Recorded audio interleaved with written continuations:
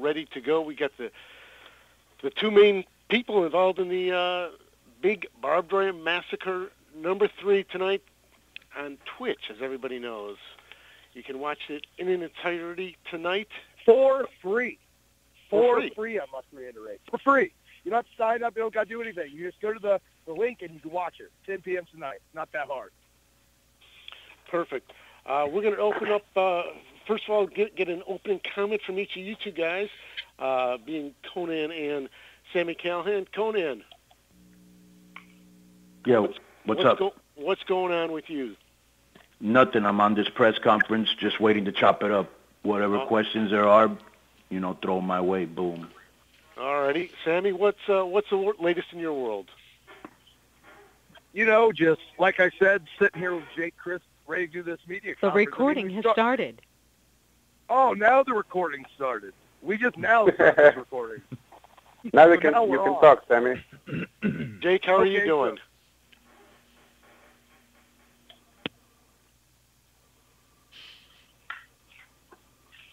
All right, well, we can open it up for questions at this point. Q&A session has started. To ask your question, please press *6. *6. Please identify yourself, your media outlet, and let us know who the question is geared for. Sami Callihan, I believe Jake is on the phone, and then Konnan as well.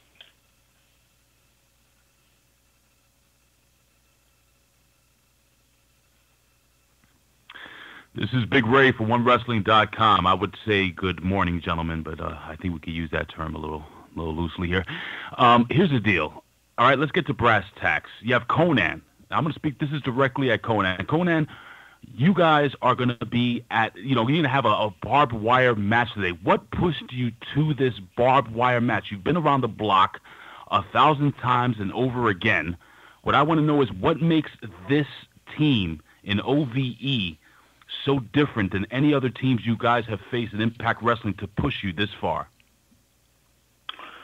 Because a lot of people talk about it, but they are about it. They were willing to go out there, rip up their flesh. They were willing to take insane bumps. They were willing to risk injury to make a name for themselves, and they entertained the crowd. So, it wasn't just anybody that we were going up against. And I think the cool thing is, I don't know if you guys know about this, but the biggest accolade that a wrestler can get is when you go backstage and the wrestlers give you a standing ovation. And as you all know, there are monitors during the show, so all the wrestlers are looking at the matches. And we came back, and this is the first time that I've ever seen it. And maybe it has happened because I haven't been there, for every show. But I was there for a couple of years, around 2006. And then, of course, I've been here for about another year now that I came back, and it was the first time I saw anybody get, standing ovation for the match. So that in itself lets you know that it was a great match.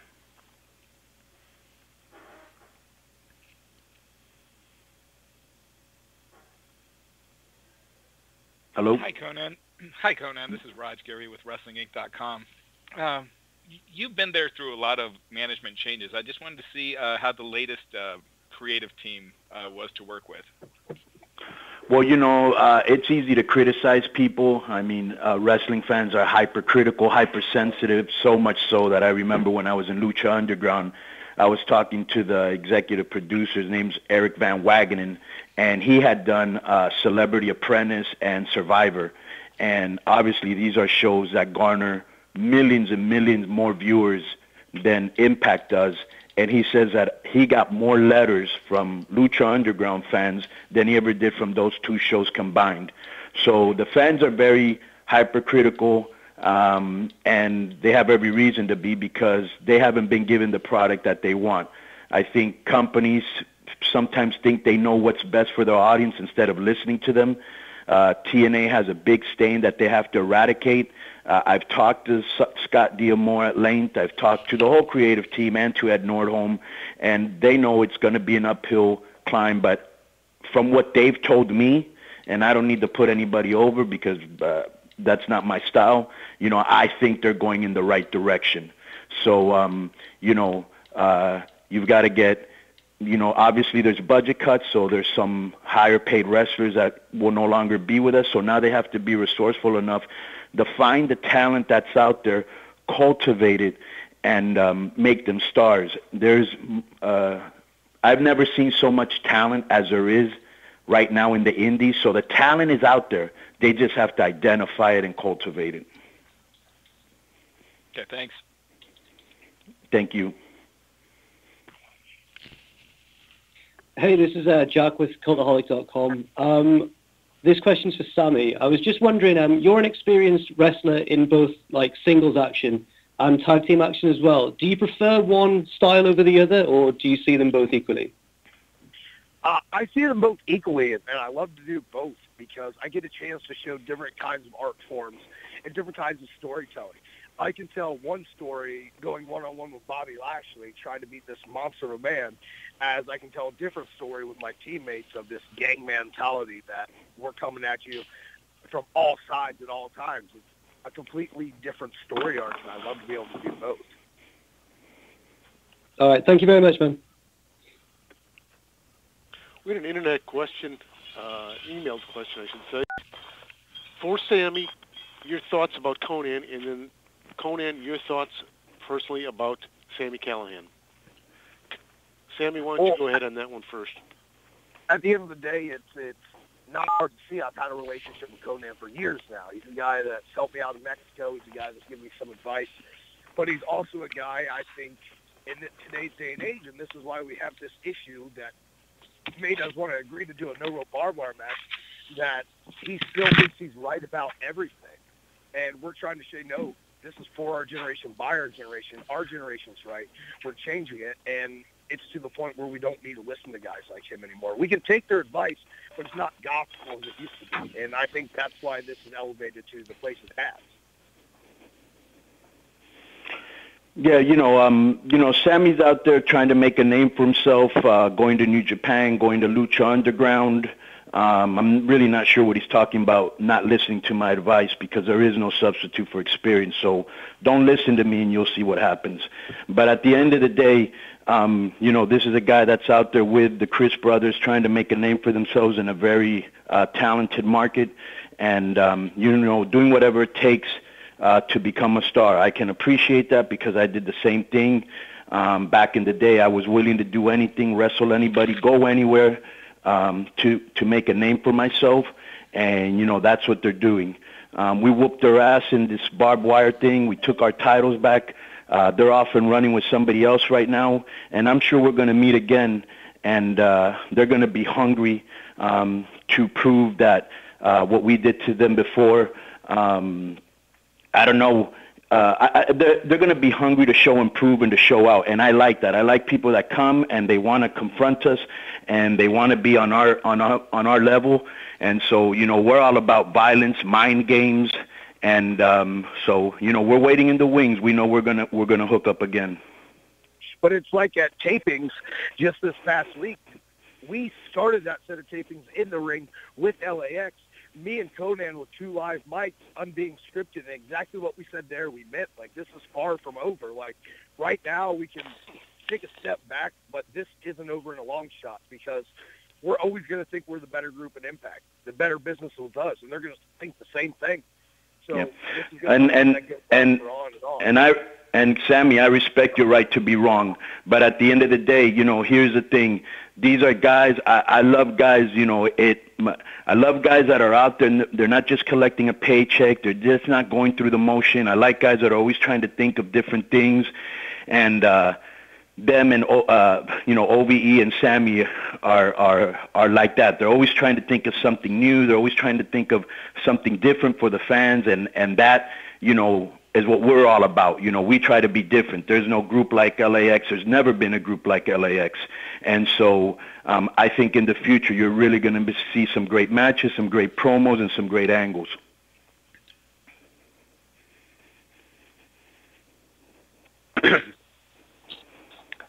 Hey, this is Adik Fir from Sport 1 in Israel, and I have a question for Konnan. First of all, how are you? I'm good, man. How are you? I'm good, thank you very much. So you talked about the talent on the indie scenes, and which team would you like to see on the tag team division in Impact, and what are your general thoughts about the tag team division on Impact Wrestling? Well, there is really no tag team division in Impact Wrestling. It's just us and OVE. I think maybe Conley and Trevor Lee would be the other team. We were going to do something with Eli Drake and Adonis, but he dipped, and Steiner's in his place. I cannot see Steiner being a long-term replacement. So there's no real tag teams. That's something they're going to have to start doing. Bringing in some tag teams. Out there, I don't know. I like the Briscoes. There's Sammy probably knows better. More about tag teams than I do. Who's out there, Sammy, that catches your eye? I think there's a lot of good teams in the Midwest right now that are kind of underutilized and just need that chance to break out. There's a group from the Chicago region. They're the AAW Tag Team Champions. They're the Pro Wrestling Revolver Tag Team Champions, and that's the best teams in the world, Davey Vega and Matt Fitchett. There are some guys that's been doing it for years, and over the past year, they really came together, got their looks together, got in better shape, and I think they'd be an awesome match in any tag division right now. What do you think about the Young Bucks? Oh, the Young Bucks are questionably the best tag team on the planet. They've revolutionized our business of how to promote ourselves, and they're really trendsetters. Like, any company they go to anywhere in the world will benefit. No one company is bigger than the Young Bucks at this point. It's crazy to think in professional wrestling that they've been able to reach that stature, and now, like, any company in the world will benefit from having them on their roster. Yeah, and let me add to that. When I was in Lucha Underground, basically recommending talent, I had actually recommended the Young Bucks, and they gave him such a low figure because they didn't even know who they were. Imagine that. And they gave him such a low figure that they offered him $200 a match. Imagine that. And they were super hot. And so I wanted to put him with John Morrison because they're all from L.A., and I thought they would have done a real cool, L.A., but I'm hoping that one day all this politics between companies, because they're in Ring of Honor right now, and Ring of Honor doesn't work with us, and I just think at the end of the day, it's WWE and everybody else. Everybody else should work together, and if they're not going to work together, they shouldn't get in each other's way and try to help each other for and strengthen up the industry, because what I feel that I see there's this big fan base that doesn't like what the major companies are giving them, and they like what the indies are giving them, and there's this niche audience that's just following them. And I just think that everybody should be working together, because the boys would have more places to work, the fans would see matchups that they normally don't see, and the promoters would make more money. So it's a win right across the board. And because one or two guys have an ego that they don't want to work with another company, a lot of people get caught up in the middle. And I think it's a big statement to where the business is right now. WrestleMania weekend has kind of became the San Diego Comic-Con of the pro wrestling industry, where there's all these different conventions, there's all these different shows, and there's WrestleMania there. But it was projected that last year in Orlando alone during WrestleMania weekend, there was like 195,000 people. Mania, I don't know the exact numbers, I think drew 90,000 people. So there was just as many people there not to see the WWE product that were there to see the WWE product. They're there for all the other shows, all the conventions, and everything else the wrestling world has to offer. That's a really cool place for the wrestling world to be in right now. Yeah. Thank you very much. Right, thank you. Good morning, gentlemen. David Dunn with the New Zealand Pro Wrestling Informer. My question is for Sami Callihan. Sami, Barbed Wire Massacre is pretty rare. This is the third one in Impact Wrestling, so they have happened before. Is this sort of a matchup where you go back and you watch the previous two before you go into it, or you've just got to get in there in the ring and just take things as they come at you? I absolutely went back and watched the ones previous. I saw them live when they happened. Being a avid wrestling fan growing up, I remember watching those matches in high school with all my buddies, just like, oh, we want to do this one day. But and then it's come to the point where I am in my career, and where Dave and Jake are in their career right now. We've been in matches like this, just not on a televised scale or this big of a promotion.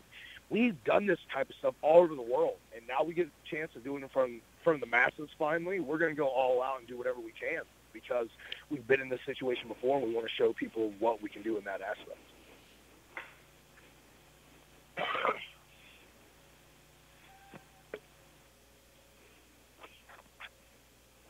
Hi, this is BQ from the Impact Lounge. My question is for Konnan. Are you able to give us an update on Diamante? I know she wasn't in Canada, and from what I understand, she did not accompany LAX to Orlando. Is there anything you can speak on regarding Diamante? Yeah, she had knee surgery, and so she's been recuperating. She hasn't been medically cleared, so they don't want to take a chance that she comes back and she gets hurt, even if she isn't wrestling. But I'm almost positive. No, she will be at the next tapings, so she'll be back, and that'll be good because we need somebody like her in the women's division. Thank you.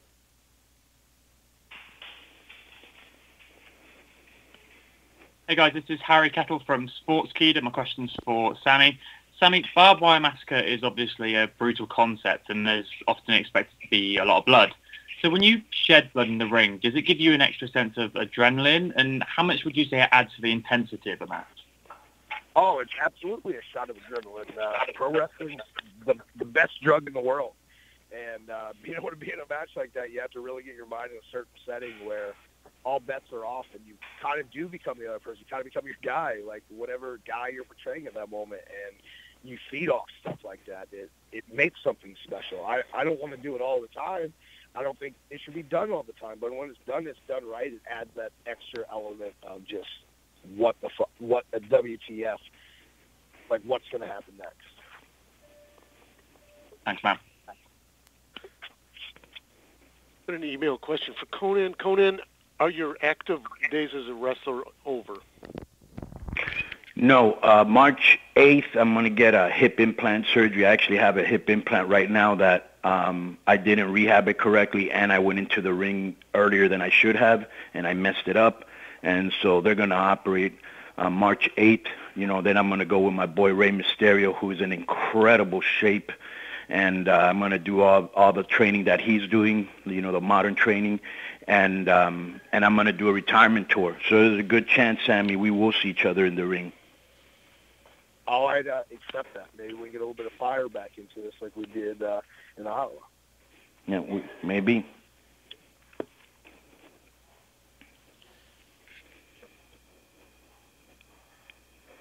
Hey guys, Ryan Bowman from thegorillaposition.com. First of all, Konnan, congratulations on this month marking 30 years in professional wrestling. You've accomplished a lot. And having said that, as you look back, it's almost astonishing to me how many people don't realize in America what a pop culture icon you were in Mexico. As you look back over your career, do you feel like you have two legacies, one in America and one in Mexico? Oh, yeah, 100%. Unfortunately, back then there was no internet, so nobody really knew what was happening. And back then there was also the prevalent thought of who cares about Mexican wrestling, where now everybody knows about Mexican wrestling. So it's incredible just the shift in attitude and perception when we first came to ECW, because that's really the first place that people really saw it besides When Worlds Collide. Just before there was nobody that knew lucha, before only Mexicans did lucha, just it's a whole different, it's really shifted. But yeah, definitely two legacies, one in Mexico, one in the United States. Unfortunately, in the United States, we had a lot of politics that held us back in the mid-'90s in WCW, which everybody's well aware of.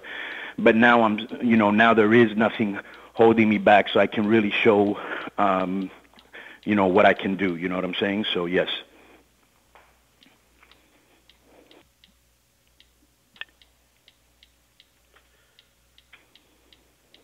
Wait, a text question for both of you. What was the highlight for each of you of Barbed Wire Massacre?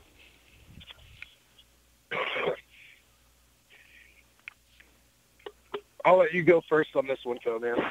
Yeah, to me it was just the fact that, everybody was really pumped, everybody was motivated. We had a little powwow, all of us, before the show started, and I needed to make sure everybody was in the right frame of mind, and they were. And then, just the fact that everything that we set out to do, we did, and that the people loved it. They must have chanted "This is awesome" a million times during that match, and just getting the feedback from the people that watched the match live, seeing how happy everybody was. I was very happy. So The highlight to me was just knowing that we had this this challenge in front of us, and that a lot of things could go wrong, and that everything went better than expected. That to me was the highlight. I think my highlight, and it's kind of, this hasn't even been out there at all, and I think it kind of helps make this guy one of the MVPs of like the last couple sets of taping for TNA, is the fact that Santana at Bound for Glory the week prior to us filming Barbed Wire Massacre, actually, I'm pretty sure broke his foot when he jumped off the balcony. Like, he was totally messed up and wrestled the entire set of tapings and came out no rope barbed wire and acted like nothing was even wrong with him, diving over the barbed wire, coming off the ladders. And I think that right there, we have, as OVE, all the respect and admiration in the world for him for the fact that he went in like that when he really didn't have to.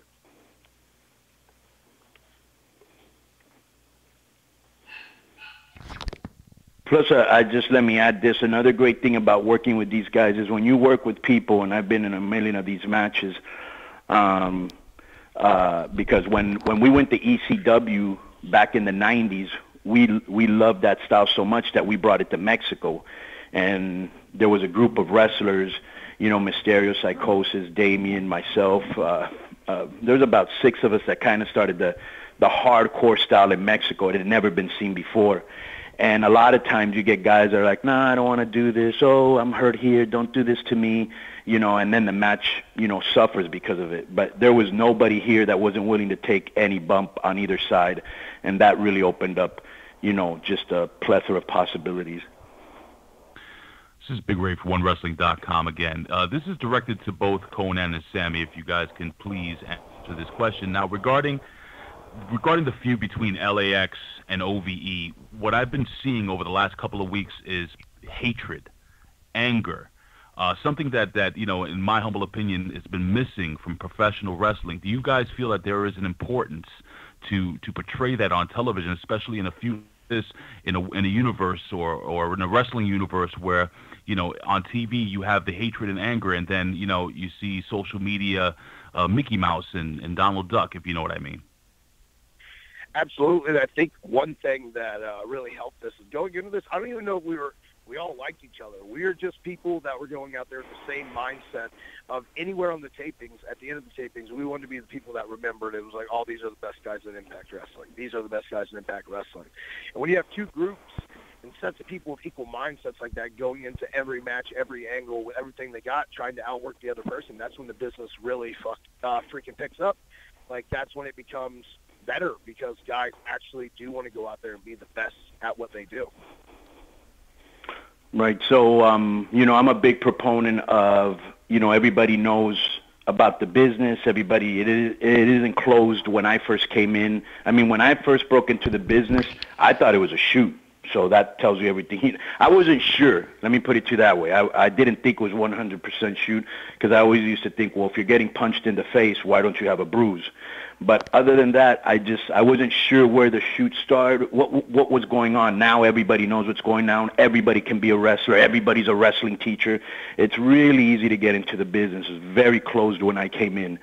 But I've always thought that it adds, a little layer of credibility. And I'll give you an example. When I was in Mexico, there was this guy that I feuded with for many years called Perro Aguayo. And people would see us at the airport, and when people would ask me for a picture or something, I'd always say, Perro's lucky that there's cameras and there's security. If not, I'd go over there and whoop his ass. And the guys would be, oh, my God, this is real. And I always made sure that in public I'd say something to him, and, somebody. So I when I go into any match, especially with OVE, I make sure that I channel what I call my anger. It's kind of like, it's almost like an actor, is channeling, whether he has to be sad or he has to be angry or whatever. I go in there and I channel my anger, and I make sure that I'm mad. I make sure my group is mad, LAX is mad, that they're in the same frame of mind. And we're just, just like Sami said, they want to steal the show. So do we. If anybody goes out there and outworks LAX, they're going to hear about it. And they know that. And that's just, something that's going to help them in the future. Always to go out there and try to steal the show, always to go out there, no matter what you got to work with. I used to talk with Eddie Guerrero about this all the time. I remember when he did this angle with China, and he hated it, and he was talking to me about it. And I was like, Eddie, whether, if people see you don't want to do something, when bookers are putting together matches, they're going to be like, well, let's not use Eddie because he's a pain in the ass, or let's not use Eddie because he's not a good heel. When you're versatile, they know, okay, Eddie, we can put him in a comedy match, we can put him as a babyface, we can put him as a heel, we can put him as a woman. Whatever we put him in there, he's always going to hit a home run. And we always used to say, always make, chicken salad out of chicken shit. So, that's kind of our mindset. We go there, steal the show, and whatever you give us, we're going to hit a home run with it, no matter how corny it may be. It sounds like you have a lot of respect for each other, though. I'm talking about LAX and OVE. There's the respect because, like I said before, they're out there and they want to be the best, so do we. So we appreciate that. They go out there, they're trying to make a name for themselves. They're trying to, generate a buzz. They're trying to be different, and those are all things that we're also trying to do. And like I said before, as they proved in this barbed wire match, which you're going to see, they had no qualms or trepidations. What a tremendous word while on a conference call for a Latino, by the way. But they have no trepidation to go out there and just, if they're going to get hurt, they're going to do it for the love of the game, Thank you so much. Great insight. Thank you. All right. Thank you. All righty, Sammy. I appreciate it very much. Konnan, thank you very much. We'll wrap it up there in about 30 minutes. We'll give Konnan the final word here, and then we'll give Sammy a final say. Yo, this is a great match. This isn't just hype. You're going to see it. And, there's a lot of violence, a lot of crazy moves, a lot of crazy bumps. Everybody came out of there hurt, but everybody was happy with what they did. Me, myself, you can always find me, obviously, on Impact, on Pop. You can find me. We're going to be with Aero Lucha this weekend in Lubbock and Amarillo, and also my podcast, Keeping It 100 with Konnan. You can check me out on any of those platforms, and I can't wait to hook up with these guys again. I think it's going to be great. And when you really think about it, I'm asking the wrestling community, you may have felt jaded by Impact Wrestling in the past, but with the new people in charge, with what they're trying to accomplish now, their new vision, give this company another chance. I mean, what's it going to hurt you tonight? You can watch a no-rope barbed wire match that people, I guarantee, are going to be calling Match of the Year for absolute free. You don't have to log into anything. You don't have to type in anything. You don't have to try to find the channel on your cable provider. You can legitimately go to Twitter, go to Facebook, anywhere that Impact has posted about this show, and click on the link for their Twitch channel tonight at 10 p.m. when Impact goes up the air at Pop TV, and watch a match that was the too violent for TV. A match that hasn't been seen in years, all for free, between a bunch of guys wanting to go out there and revolutionize and change the business once again for the better. You can't go wrong. It's free. That's all I'll keep reiterating. It's free. You don't have to do anything except click the link, and I'm begging you all, go click on this link and watch history live. All righty. There you go. Thank you so much, Konnan. Thank you very much, Sammy. I will add one thing that you guys did not bring up. Media, you should take a look at the fans. They are standing the entire match tonight, from the intros through the finish. 100%. Everybody is standing up there. In Ottawa when we filmed it. It was an amazing match. You do not want to miss it. And thank you both. There's also going to be a bonus match if you guys want to stay around. It's going to be a Ross Foreman against Juventud Guerrero and Kid Romeo in a gelatin and whipped cream match. So if you stay around long enough, you might be able to see that. Is that on Nothing, Twitch? Ross? That's on Twitch. And I think it's on Chatterbait too, and maybe on Grindr, but I'm not sure about the last two. Well, I'm guessing you're the referee, so we'll see you tonight, Konnan. I will see you tonight, Ross. Be cool. All right, be good. Thank you, Konnan. Thank you, Sammy. All right, thank Jake, you, everybody that called Jake, in. hold on. Is Jake on this call? Hello. Jake, what's up, Jake? What do you have to say about all this? You've been very quiet there. What do you have to say about everything you've heard? Anything you want to say? What can I say? You guys said it all. You guys. Yeah, it's hard to get it's hard to get a word edgewise with me and Sammy on here. But go ahead. Yeah, and it's all good. That's why you guys are who you are. That's why you guys are amazing at what you do. So are you, my brother. It was a pleasure to do that shit with you guys, and I know you guys are gonna turn up the heat for when we meet again. I think we're gonna do some great business.